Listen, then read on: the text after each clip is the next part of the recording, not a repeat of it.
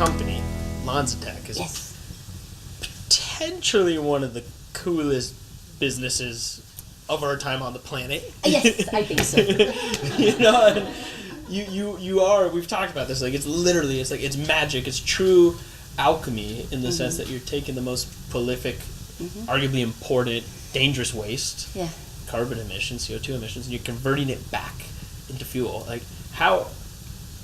I guess why? Well, one question is why is nobody else doing this right now? If it is possible, how is the whole world not doing it? Yeah, so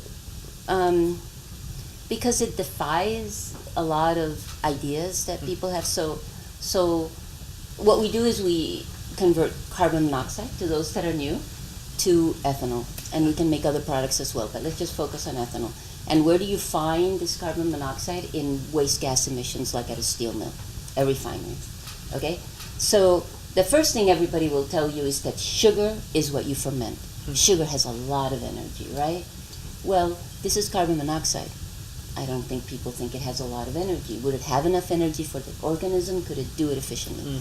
So that's the first thing you have to get rid of. That's not true. And then the other thing that you have to get over is you think about emissions out of something like a refinery or a steel mill as being really, really dirty. Okay, so I used to live in a thermochem world, okay? I'm a catalyst expert. I know nothing about biotech. And, in the catalyst world, if you have something dirty, a dirty gas, your catalyst will roll over and play dead. You're done, okay? This biocatalyst doesn't do that. And it can take a lot of contaminants. So that's the second prejudice you have to get over. And I guess technically the third prejudice is, if you're thinking about fermentation soluble in water. Sugar soluble in water. Yeah, it's easy for the bug to eat it. In our case, carbon monoxide is not soluble in water. So the next thing you would say, well, how do you efficiently get carbon monoxide into the water to the organism? So there's a lot of mental barriers you have to get past to think that this will work. Yeah, but it works. It does. It's so cool. It is.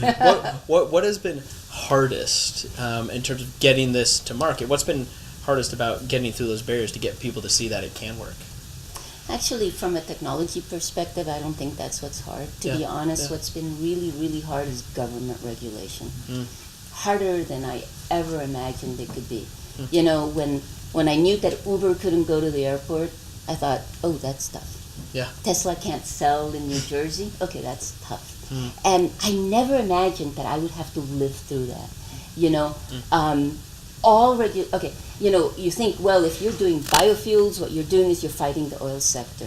I'm not fighting the oil sector. Not at all. I'm You're helping fighting. No, but I don't know about help. Yeah, we're synergistic. Yeah. Compadres, we're compadres. But what we're really fighting is other biofuels.